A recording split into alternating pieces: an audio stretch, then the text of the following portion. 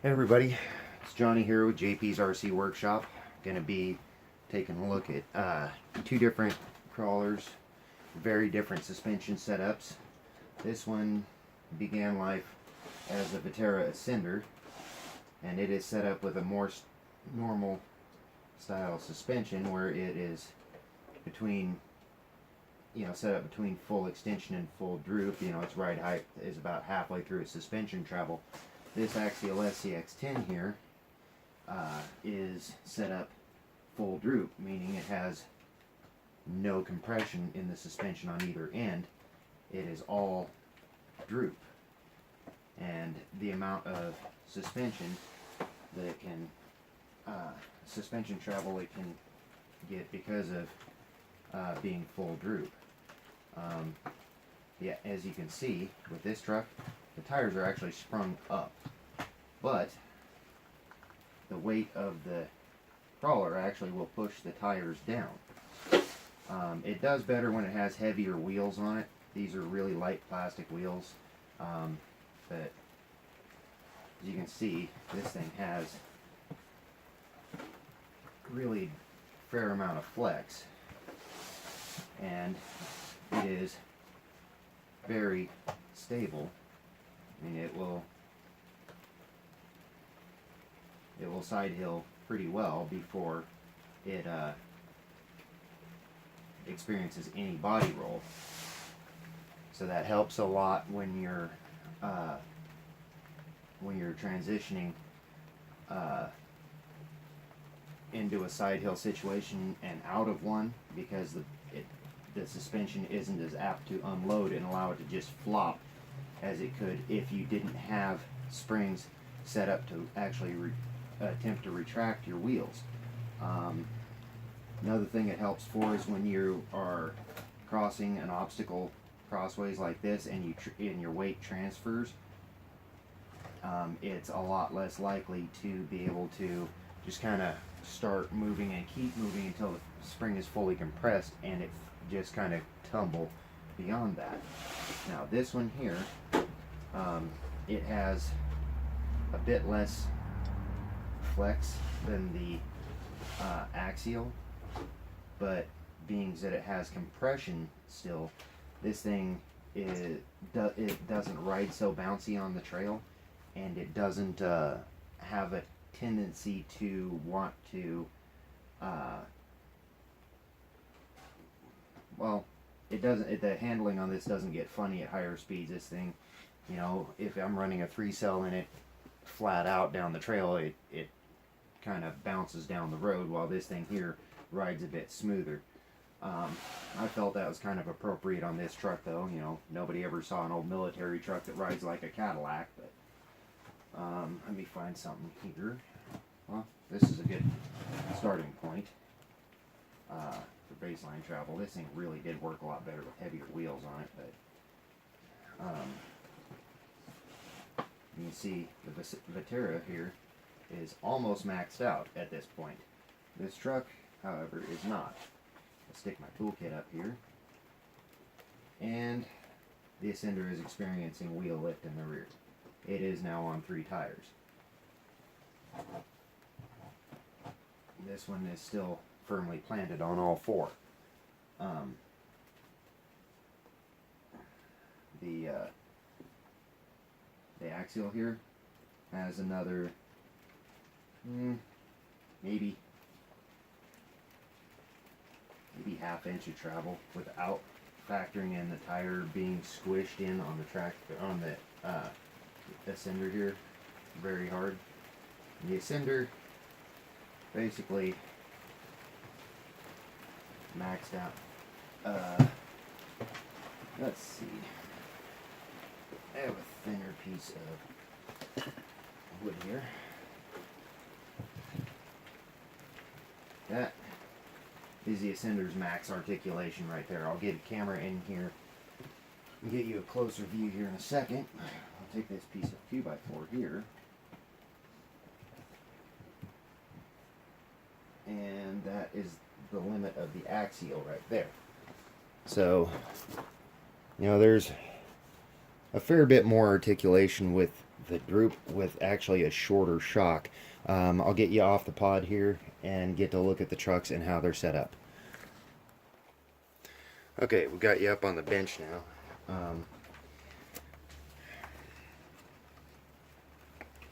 Like my cancer stick here.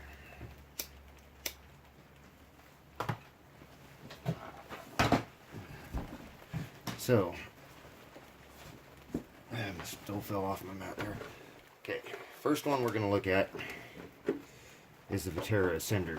I can take the body off and show you this one. There's not much Ascender left other than axles and transmission and frame. This thing has been pretty heavily rearranged.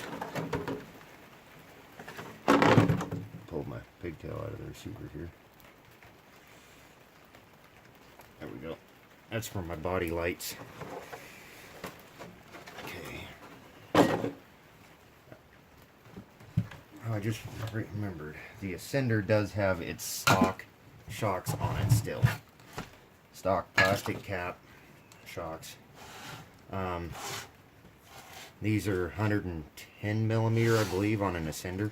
I know they're longer than a TRX4, but as you can see, you know, this is the type of shock we are all pretty used to on a scale crawler, with the exception of this being an Ascender. It actually has the two-stage springs and this little floating retainer, which gives you a variable spring rate. You have your softer spring up top, and then your stiffer spring down on the bottom.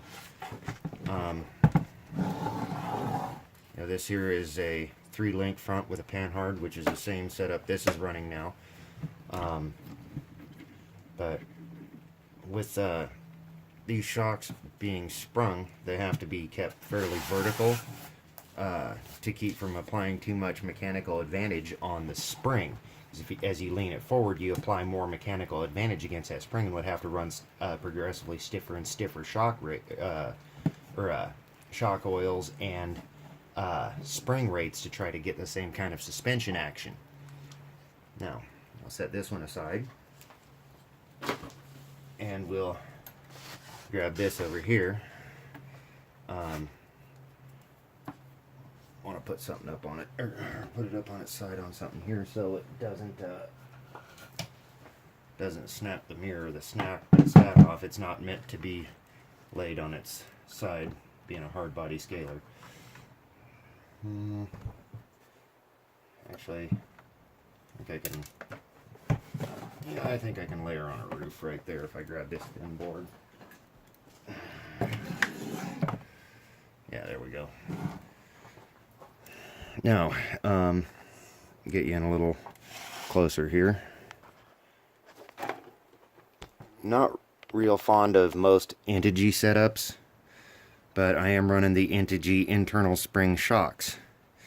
And as you can see, now this is a 3-link front, like the Viterra Ascender, chassis mount servo, panhard bar, which you don't see much on the Axial SCX-10 ones. They came out with a axle mounted servo, but you can see these shocks have less than 80 millimeters of travel. Or I mean, they're about 80 millimeters length. They have nowhere near 80 millimeters of travel. That's what, 40? And like as you can see, it goes from like my knuckle right here, rubs the tire in the fender, fully extended. You know, it's more than 2 fingers, well, about a pinky into where the rear have less than a finger width between the fender and the tire to when it's full droop. I can almost put my fist in there. Gotta curl it a little bit. Much more travel in the rear because of the angle of the shocks, but these shocks here, let me grab my toolkit. while I talk about these, I will take one of these shocks off of here and show you the difference between a conventional crawler shock and the internal spring integer, which these are, I'm told, basically a G-made transition shock clone.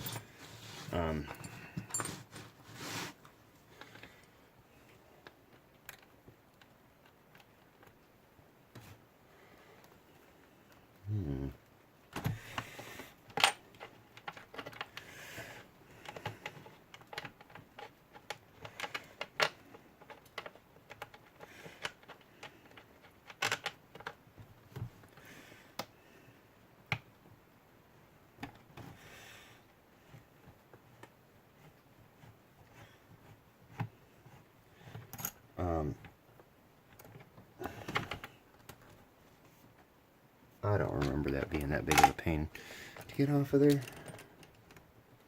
Okay, so I'm going to pause this and I'm going to get that bolt out up there. I got to go grab a tool that I didn't bring with me to the shop.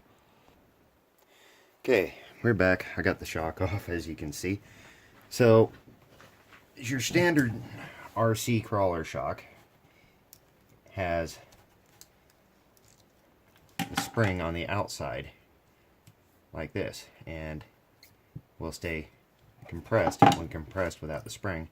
This one has a little bit of pressure inside of it, but this is an axial wraith stock plastic shock. This is a shock off of the Charisma Coyote. It's a very big bore shock than a aluminum cap and plastic top inside the cap. But anyway, this shock right here, I'm about to do something mean to. Didn't bring out the right wrenches. Not going to let that stop me from making a video for you guys. Let me grab my little shock maintenance stand here. Hopefully I can find a place to prop this where it doesn't spill. I'm not planning on changing the oil in these shocks at the moment.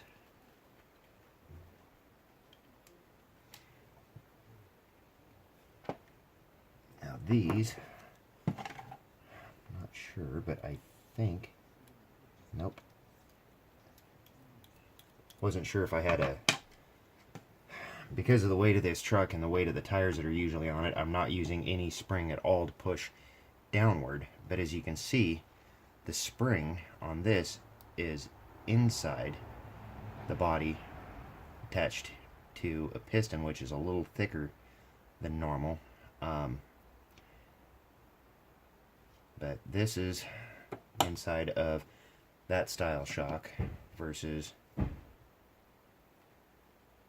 the standard shock. The cap will come off from this end, and there's nothing in there but oil and a piston.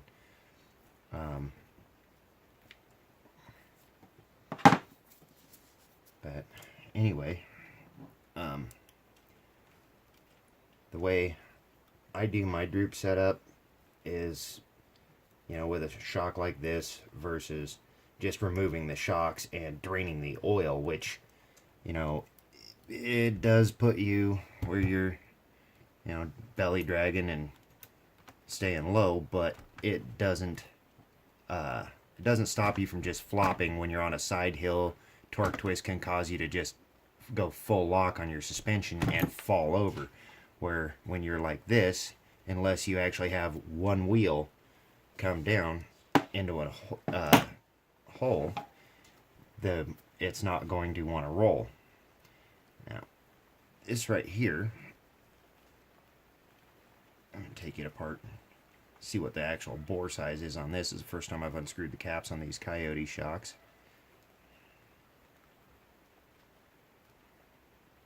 So, yeah, that is a very large piston.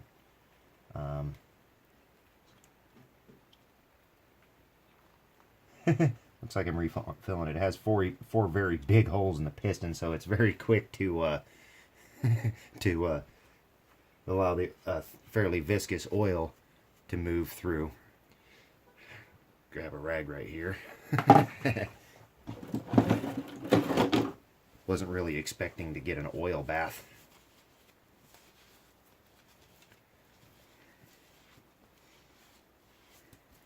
But now that we have an empty shock on the Coyote here, or mostly empty, so this you got a piece of nitro fuel tubing that they use to limit the down travel on the Coyote, which I'm going to be eliminating that piece here in a second. But the other reason why shock oil is important, you see how that slowly extends versus this one now just snaps out. This is not going to ride well, and it's going to cause strange handling behavior on the trail. But anyway, I want to keep these videos fairly short so you guys don't get bored too much by the end. But there's a look at my Droop suspension setup versus a standard suspension setup. Don't forget to hit the like button if you find this video helpful. Subscribe, hit that bell button to stay notified. Going to be doing a 500 subscriber giveaway of some 3D printed accessories. I will actually do a video here very shortly of what accessories I will be giving away, and I will be doing a 1,000 subscriber giveaway of, I believe it's going to be an RC crawler. It will definitely be an RC of some sort. But anyway, that those two at 500 and 1,000 subscribers will be going to one of my subscribers.